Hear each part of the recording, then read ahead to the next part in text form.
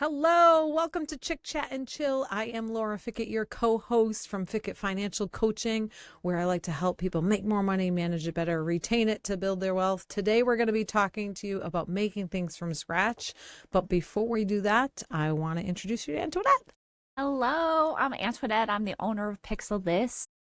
Whether you want your logo to pop or your package to scream, buy me on the store, we got you covered. So we believe every brand and service can be iconic, and we'd love to talk to you about it. So this week's topic is about how to make stuff from scratch.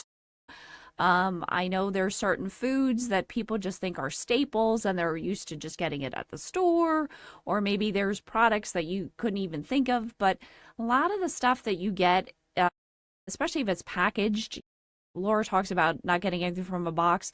There's practical ways you could just make it at home. Or I have a ton of crazy allergies that I got to be really careful about what I put in my body. Or you just might be health conscious and you're concerned that, there's health implications to things that with ingredients you don't know. So, And it's cheaper to yeah, make things from home. a lot of it is cheaper. So, I guess we'll you want to kick off the first item? Yes, I would love to. So here's the thing is that it doesn't have to be something spectacular that you're making from scratch, right? But chances are it's better than what you're buying that's in a package because, like people put Twinkies out and like they last for 100 years. That's not good. That can't possibly be great. I'm not going to tell you how to make Twinkies. I haven't figured that one out yet. But like my son, for example, last weekend, he wanted cookies. And so he got out the flour and he got out the sugar and he used the recipe. He's 11. Okay, so if he can make cookies from scratch, you can also make cookies from scratch. And, he made everything, plopped the dough on the sheet, put it in the oven, everything, made cookies from scratch. Now, he still gets all the enjoyment of having cookies, but he doesn't get any of the processed stuff that comes from that. And, yes, we did have the ingredients there. And when you add them all up, it probably costs more than a box of cookies, but we didn't use all the ingredients. He probably could have made like 4 more batches. And so it doesn't have to be, we're going to get into some really good things that you can make from scratch, but even simple things, which I consider like if an 11-year-old can do it, a fairly simple recipe to follow, cookies you can make from scratch. And then people are like, well, I don't have the time to make things from scratch. And I'm like, hand over your phone. Let me see how much screen time. Yes, you just have to make time to do things. And it's kind of like if I was in the kitchen with my son, so it's kind of like a time where I was spending time with him as well. So he was making cookies. I actually like to make pasta. So I don't like, and she was talking about everything in a box. I decided I don't want to buy things in a box. So even when I do buy pasta, because I don't really know how to make good rotini yet, it's in a bag, like they imported from Italy. It's not in a box. I can't tell you. It's crazy. Nothing in a box. So, but to make pasta dough, I have a bread maker, to be fair. And so that makes the dough in like 20 minutes. Then I throw it into the refrigerator and I let it sit there for an hour or longer. And then I flatten it out. You can roll it out. If you have an attachment on your mixer, it'll help you do that. Or you can have the hand crank ones that roll it out or whatever. And then you cut it up and you can either let it dry or sometimes I'm so lazy and impatient that I just throw it right into the boiling water. 3 minutes later, I have like my fresh pasta and it has 6 ingredients. That's it. 6 ingredients. And it doesn't like make me feel like heavy and like I need a nap and bloated and stuff like that. So try like just starting out small. Start out with cookies. Start out with something that you like and find out how to make that from scratch and then go from there. And you'll find that, my next challenge, which Antoinette's already there, but I'm going to learn how to make mayonnaise from scratch. Like somebody told me it was really easy. So now I'm going to try it and see how it goes. Yeah.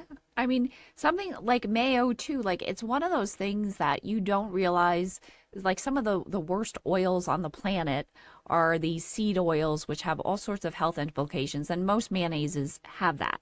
So it makes a big difference when you can actually pick what oil. It's literally egg, vinegar, and you add some mustard. You could add flavorings to there, and you just literally take an egg and you do like a slow pour of oil using a blender. I mean, you could Google, there's tons of recipes online. I mean, I could give I'm you going to do it. Yeah, but you invest in that, and then you can make it thicker or thinner depending. You don't want to add too much oil because then it could start like separating stuff. But it's one of those that you could pick, like if you add like all straight olive oil, it might be a little intense on the flavor. So get one that's a little bit more subtle, or do half and half, like maybe avocado and olive. But it's going to be so much healthier because a lot of times, like if you just make your own homemade mayo, you're not going to be like craving it the way with all this processed mayo, where we did a thing where we're saying how we can eat so many deviled eggs, where it's probably the mayo. I don't know. It's not the eggs. I could wolf down like a half a dozen deviled eggs. It's just insane. But the thing is too, like people say to me, well, it doesn't last as long. When I make my own bread, it doesn't last as long. If I make my own mayo, it doesn't last as long. That's the point. Like, why does a Twinkie last for 100 years? Comment on this video. I'm really want to know. But it shouldn't last that long. It just shouldn't. I think people are under the misconception of like junk food. There's junk and there's food. So a Twinkie is in this category, and like homemade something, that only lasts 2 weeks is in this category. I think that's the easiest way to put it. I don't know of anything more simple. Junk isn't food, and don't pretend it to be. If it's made with all these words that you can't pronounce, you have no idea if it's, this, polysyllable word. That's the word of the day, everybody. You're here for education. The polysyllable, aspartame, whatever. Like, that's the word of the day. Yeah. If you don't even know from what plant or source it's derived. Or planet. Yeah, exactly. That's a problem. So, and one thing that Laura didn't mention, I'm sure with the cookies her son made, they probably tasted way better than if you bite into a nice warm gooey cookie with milk as opposed to like a Chips Ahoy. I don't care.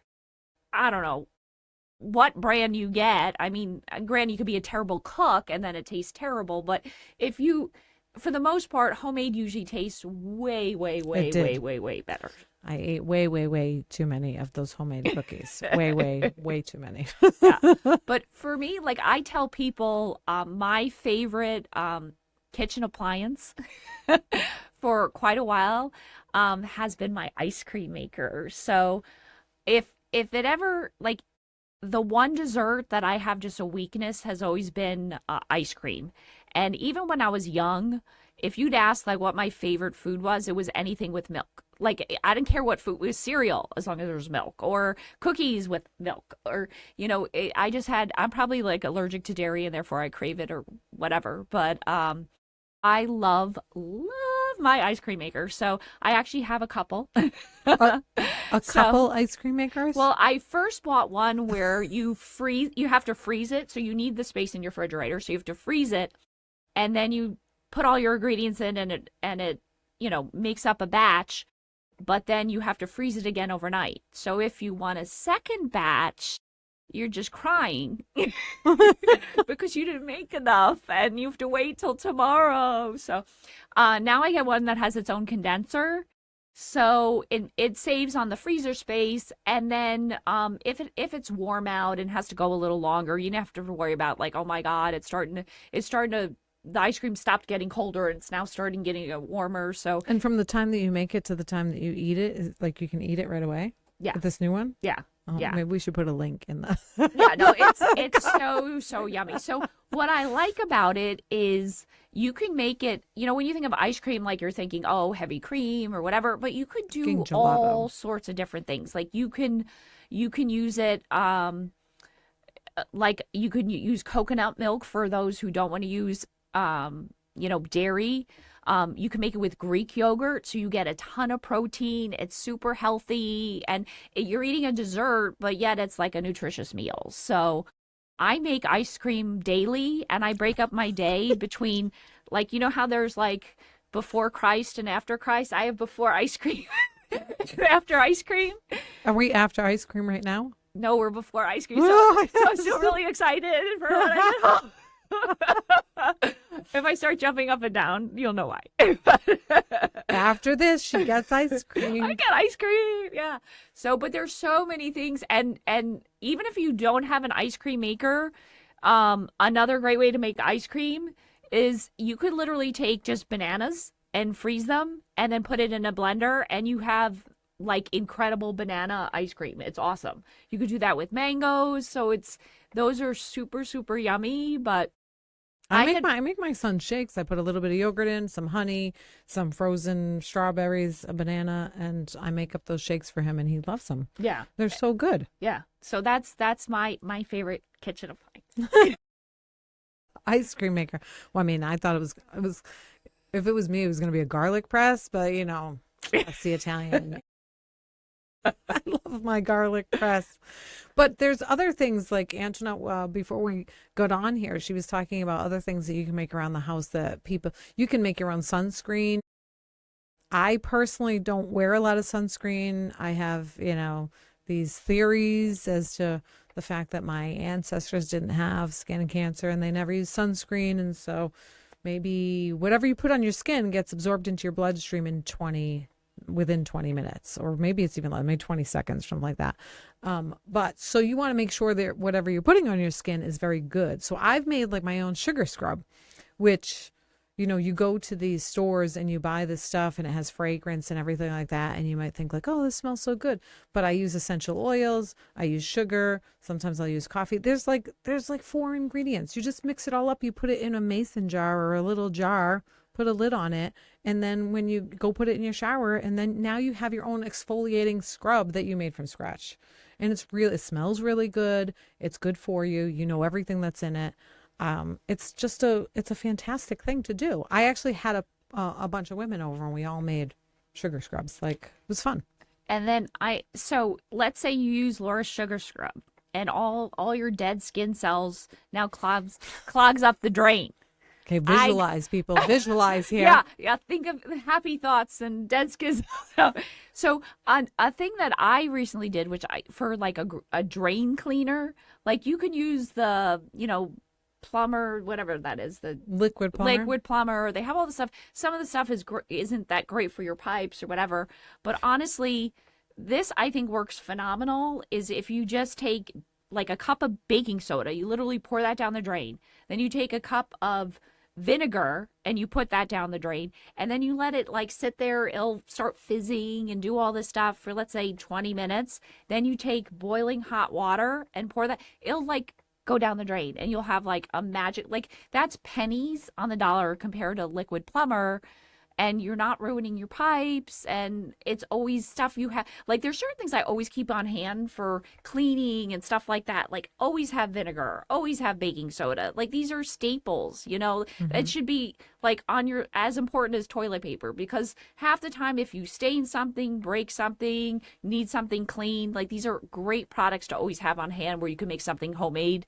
And honestly, just Google and they'll have 50 million uses. Listen, her hair doesn't make it down the drain by itself. Trust me on that, okay? Like, you see her hair and you're like, oh, it's so beautiful every time she's here.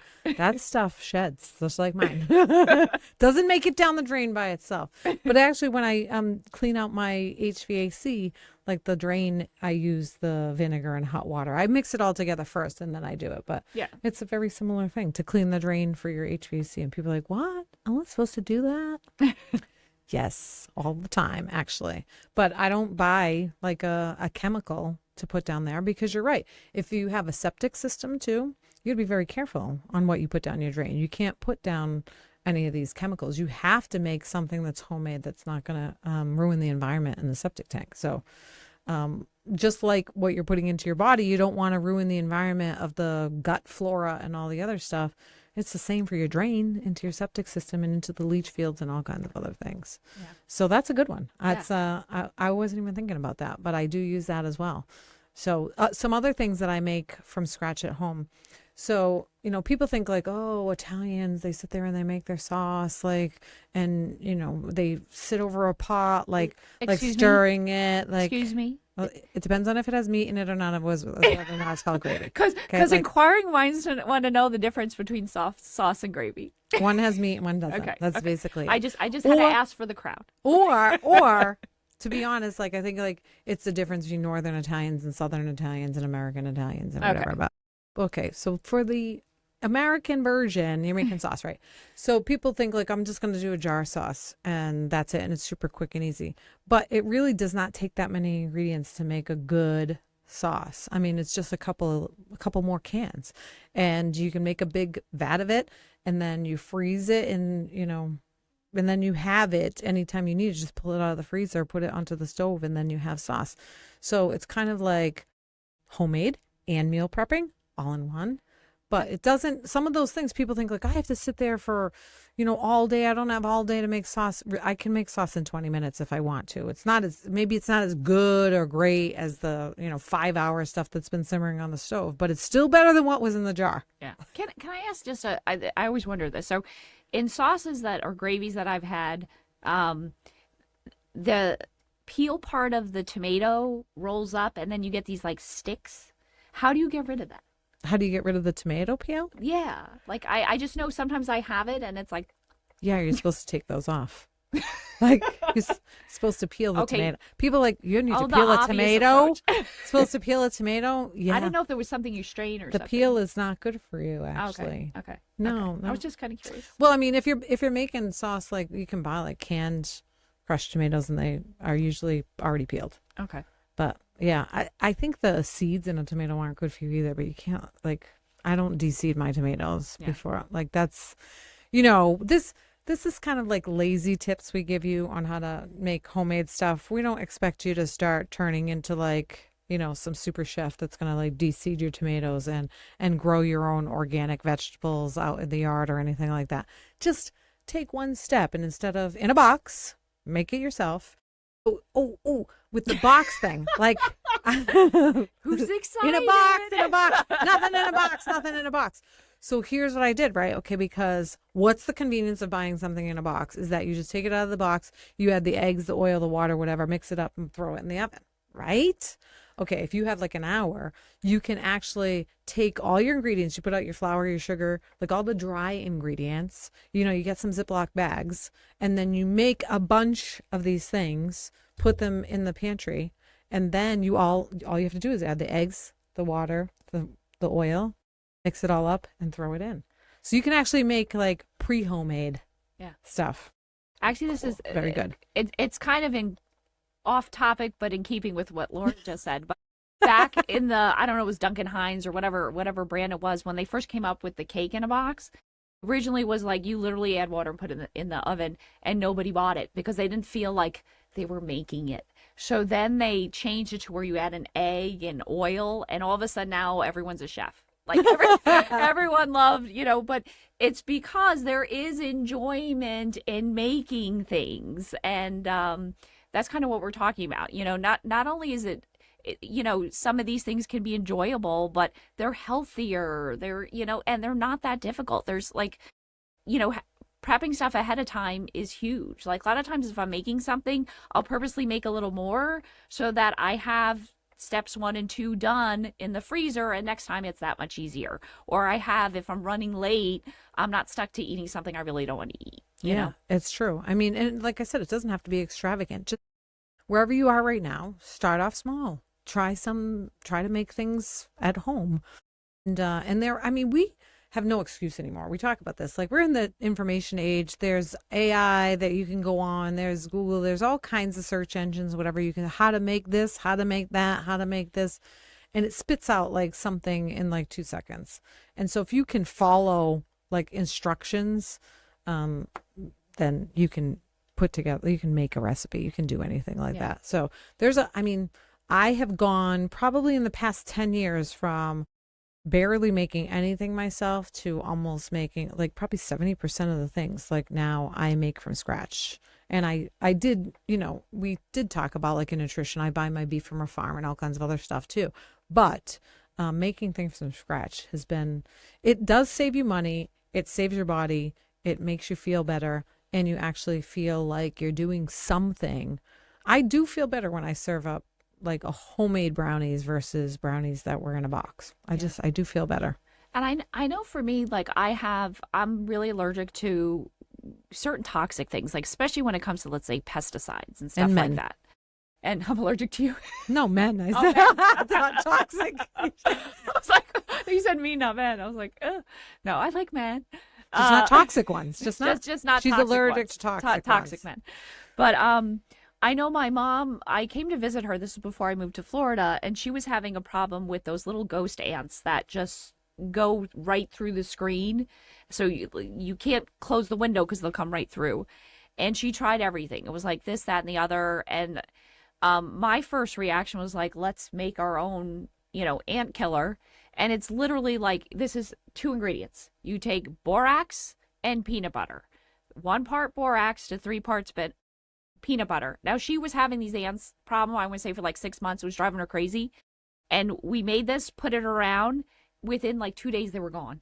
If you have pets, do not put peanut butter and borax together. If you have dogs, cats, like don't do that. If you don't like your pet or like if you're a dog person and your girlfriend has cats, hint hint. Disclaimers. I have dogs and cats. No, but don't do that. Like, you obviously be cognizant. If you have little kids, like, don't be putting borax and peanut butter to kill that kind of stuff. Put it outside to attract the ants, and then they can die peacefully in their sleep. Hopefully, maybe. I don't know. I don't know anything about ants. Do you get anything for those little tiny, tiny flies, like the fruit fly yes, thing? Yes, you have yes, a good home. I do. Do you? I actually do. Okay, because that's a problem. Like, if you leave out bananas for too long. Yeah. So I actually had a whole bunch of bananas that I was trying to make the frozen banana, whatever. So I bought something like 50 bananas, and I was going to freeze them all, but I was running out of places to put them, and I'm sorry, I'm having a hard time. This is my imagining you leaving the store with 50 bananas in your cart. You know, this is totally me in my life. Like I'm the person that everyone rolls their eyes at. Like, oh, let's not ask because there's something going on. But so after I had them check the back for all their bananas, and I filled my trailer full, I went home. And then I was trying to get them to ripen really quick. So a trick is you put it in a brown paper bag. So anyway, I forgot where I hid all my brown paper bags. Oh my gosh. So next thing I know, there are these flies like everywhere. I'm like, what is going on? So sure enough, I found a way to kill these. So you literally take like old like wine or vinegar or something like that.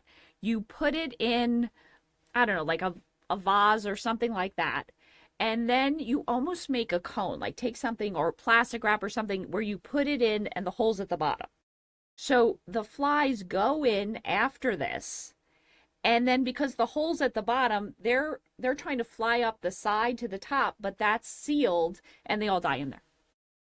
And it took about a day and they were all gone. That's fantastic, because I've tried to do the one where you put like the saran wrap and you like poke holes in it, but I don't know. No, you gotta have the opening at the key is the opening lower than where it's sealed. That's good. I like that. Good, because like every year, I think like during the springtime, we always get these little flies in. I don't know what the deal is. Check your closets for bananas. Sometimes they sneak in. I'm sure that's the problem at my house. The 50 bananas that I've seen hidden somewhere around my home, and I don't know where they are. I'm sure that's exactly it. You've solved the mystery. Those Florida monkeys that they left here after filming Tarzan. For those of us that only buy like 5 bananas at a time, we still have the problem, just not on the scale that Antoinette is talking about here. So that's a good remedy though. Very, very good. There's a ton of things like cleaning. Essential oils. If you read up on essential oils, you can use essential oils for all kinds of healing properties, but you can use them for cleaning or, for like making your own cleaners, like lemon and certain essential oils you can put together to make like a mosquito insect spray. So I stopped using like DEET or any of that like mosquito stuff a long time ago, when I found out actually that what you put on your skin goes right into your bloodstream. And so you can use a bunch of essential oils and mix those together with it's a carrier oil. It kind of like you mix it with the essential oils, and you can make mosquito spray. You can make flea and tick spray for your pets. You can make all kinds of essential oils. Like if you start researching essential oils, there are so many uses to essential oils in actually making your own things. Like I like cilantro. I don't love it, okay, but I know that it's important and it's very good for you. But when I put it in the blender, I'm so impatient. This is really like the crux of Laura Fickett's entire problems is the impatience. So I don't actually blend it up enough. So then I get like chunks of cilantro, which not as appetizing as like, but you can buy essential oils. And if you're making a smoothie, you can just put some cilantro in there if they're edible essential oils. And then you get all the benefits of cilantro without the grittiness of actually like chewing on cilantro. But essential oils, you research that. Huge for making like homemade cleaners and homemade stuff. I just want to talk about one thing, which there's, for me, I don't eat grains or, so obviously things like with flour and stuff like that. So a lot of people kind of are in that category. You might be diabetic and you have to watch these things, but many people are upset about, oh, I can't have bread or I can't this. And there's so many different ways that you can actually make bread-like substances using bananas. I can't believe it's not bread. I can't believe it's not bread or bananas. No, but so like for one, like I make one where I use actually you drain it's like farmer's cheese, they call it cork cheese or cottage cheese, to almost where it's a dry curd. And then I mix that with oat fiber and eggs, and you still get that like fluffy bread. Also for waffles, anyone who's in the keto world maybe heard of chaffles, and it's super fun. So again, you get eggs and you mix it with cheese, and you get these the cutest little waffle makers. That might be my second one because you can have Barbie play with. It's like the cutest little appliance.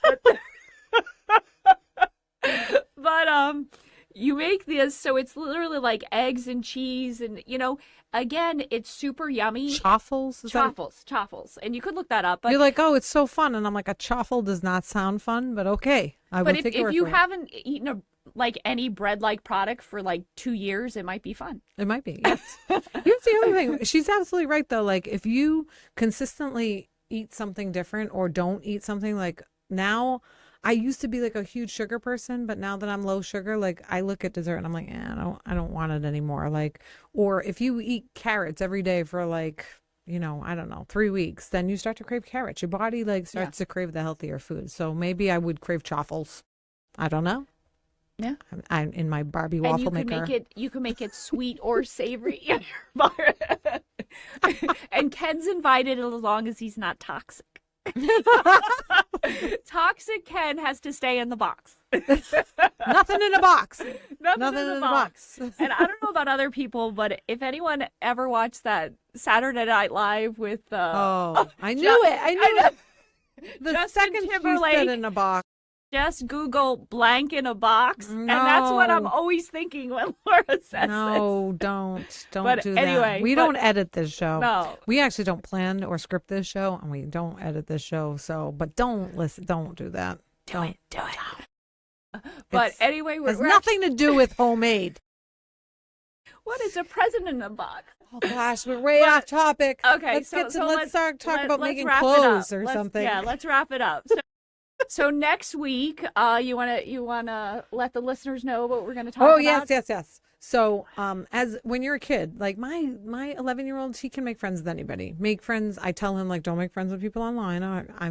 Try to be a good mom, but he can make friends so easily. And like little kids, like 2-year-olds on the playground, like everybody's their friend on the playground. But when you get to be an adult, and especially if you've moved to a different location, sometimes it's hard to make friends. And it's hard to, not have friends if you're, I'm a selective extrovert, but if you're a complete extrovert. So we are going to talk about how to make friends as an adult. I actually don't know the answer to that question, so it should be quite entertaining because I have made some friends, but I don't really know the process. So we're going to talk through it and see if we can come up with a plan for all of you out there as an adult that wants to make friends. No, I think that's a great topic, and I think it's one that a lot of people struggle with more so. And also, it's one thing to make them, but also keep them and sustain the relationship and make it build. Because I think people can make a good friend, and you might exchange numbers, and then it just blah blah blah, doesn't go anywhere. So I think it's important to understand that, you got to kind of push yourself out of your comfort zone, and in the end you benefit. I mean, it's a win-win all the way around. So but tune in next week, but until then, never stop laughing And never stop learning. We'll see you soon.